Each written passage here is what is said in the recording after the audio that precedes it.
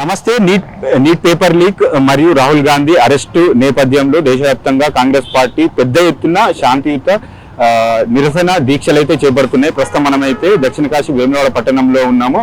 ఇదే అంశంపైన మనతో పాటు మాట్లాడడానికి వేములవాడ పట్టణ మున్సిపల్ చైర్పర్సన్ పుల్కం రాజు గారు ఉన్నారు. వారితో మాట్లాడదాం. బ్రదర్ నమస్తే. చెప్పండి, మొత్తానికి ఈ కార్యక్రమం నిరసన కార్యక్రమం గురించి చెప్పండి.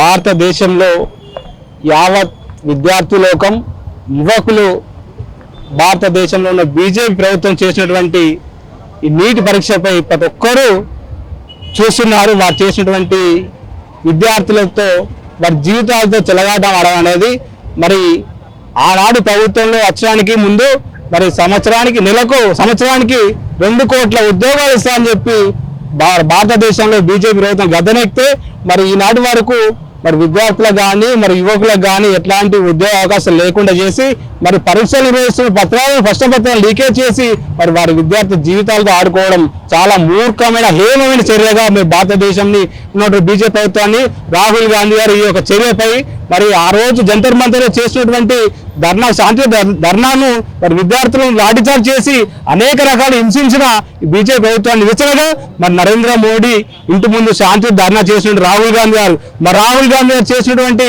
ధర్నాను దేశ ప్రజలను చూసినారు. శాంతియుతంగా చేసే ధర్నాను మరి వారు జీర్ణించుకోలేక ఏదైతే వీరికి రాబోయే రోజుల్లో కాంగ్రెస్ పార్టీ అధికారం వస్తుంది, మరి అధికారం వస్తుంది దాన్ని కట్టడి చేయాలంటే మరి ఇట్లాంటి చర్యలు చేస్తేనే అడ్డుకుంటేనే మరి వీరు ఆగుతారని చెప్పి ఒక ఉద్దేశంతోనే వీరికి చర్య చేసుకోవడం చాలా మూర్ఖమైన చర్య భావిస్తూ మరి నిన్నటి రోజున దేశవ్యాప్తంగా మరి అన్ని జిల్లా కేంద్రాల్లో నిరసన వ్యక్తం చేస్తూ మరి ఈ రోజు గౌరవ పిసిసి అధ్యక్షులు అదేవిధంగా డిసిసి అధ్యక్షులు వేములవాడ శాసనసభ్యులు ఆదేశాల మేరకు మరి పట్టణ కేంద్రంలో శాంతియుత నిరసన కార్యక్రమం చేపట్టడం జరిగింది.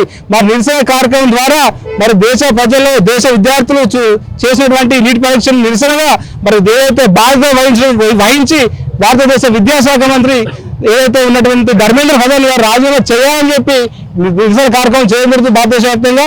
మరి ఖచ్చితంగా దీన్ని భారతదేశంలో బీజేపీ ప్రభుత్వం గ్రహించి రాబోయే రోజుల్లో ఇంకా విద్యార్థిని ఉద్భుతంగా ఏ ధర్నాలకు మరి వారికి నిరసనగా అడ్డుకట్ట వేసే విధంగా వాళ్ళ జీవితాల్లో అదే ఏదైతే ఉద్యోగ అవకాశం కల్పించే విధంగా చర్యలు తీసుకొని మరి కారకమైనటువంటి ఏదైతే ధర్మేంద్ర ప్రధాన్ రాజీనామా చేసి మరి అవకాశాలు ఉన్నటువంటి భారతదేశంలో యువకులకు కానీ విద్యార్థులకు కానీ మరి ఉద్యోగులకు కానీ ఎట్లాంటి అవకాశాలు లేకుండా చేసినటువంటి బీజేపీ ప్రభుత్వం ఖచ్చితంగా ఈ యొక్క కుక్కడి వేలతో ఈ భారతదేశ ప్రజలు పీకేస్తారు. ఎందుకంటే ఆ రోజు నుంచి ఈ రోజు గత 12 సంవత్సరాల నుంచి బీజేపీ ప్రభుత్వం మరి ఏనాడు పేదల కోసం కానీ విద్యార్థుల కోసం కానీ ఉద్యోగుల కోసం కానీ ఏ సంక్షేమం ఏ ఉద్యోగాలు చేపట్టలేదు.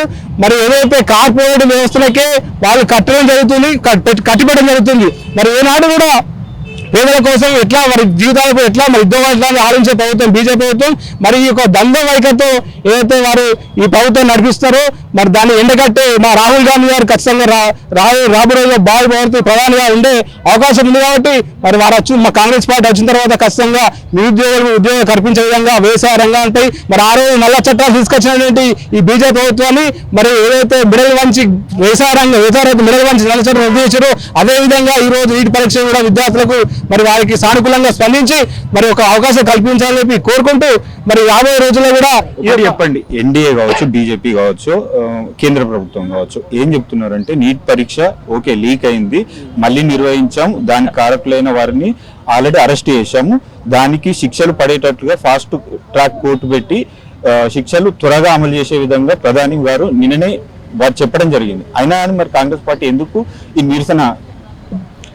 ఏదైతే నీటి పరీక్ష నిర్వహించే సందర్భంగా 23 లక్షల మంది హాజరైతే మరి తర్వాత పరీక్ష నిర్వహిస్తే 20 లక్షల మంది 3 లక్షల మంది విద్యార్థులు మాకు ఎలాంటి మళ్ళీ నీటి పరీక్షకు ప్రిపేర్ అవ్వడానికి కానీ మాకు కోచింగ్ తీసుకోవడానికి మాకు సరైనటువంటి సమయం లేదు. ఒకటి మా జీవితంలో ఉన్నటువంటి మా పేద విద్యార్థులు మా పేద తల్లిదండ్రులు మా దగ్గర ఎట్లాంటి ఆర్థిక శ్రమ లేదని చెప్పి 3 లక్షల మంది విద్యార్థులు ఈ పరీక్షకు హాజరుకాలేకపోయారు. మరి దానికి బాధ్యత వహించాలి కదా. వారు ఏదో ఇప్పుడు చేసిన దాన్ని మేము వాళ్ళపై చర్య తీసుకున్నట్టు కరెక్ట్ కాదు కదా. 3 లక్షల మంది విద్యార్థుల భవిష్యత్తు ఏం కావాలి? భారతదేశ ప్రధాని దానికి ఏం చెప్తాడు? మరి ఏదైతే విద్యాశాఖ మంత్రి ఏం చెప్తాడు? దానికి చెప్పాలి కదా. ఇట్లాంటి చర్యలు పాల్పడకుండా చేయొద్దని చెప్పి కాంగ్రెస్ పార్టీ ఆధ్వర్యంలో ఇట్లా నిరసన కార్యక్రమం ధర్నా కార్యక్రమం జరిగింది.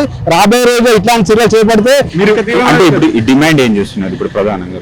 ప్రధానమంత్రి ఏదైతే ఖచ్చితంగా ఈ యొక్క విద్యాశాఖ మంత్రి ధర్మేంద్ర ప్రధాని వెంటనే వారిని బర్తరఫ్ చేసి మంత్రి పదవి నుంచి వారికి తగిన శిక్ష కల్పించాలని చెప్పి భారతదేశంలో కాంగ్రెస్ పార్టీ తీవ్రమైన నిరసన చేస్తుంది.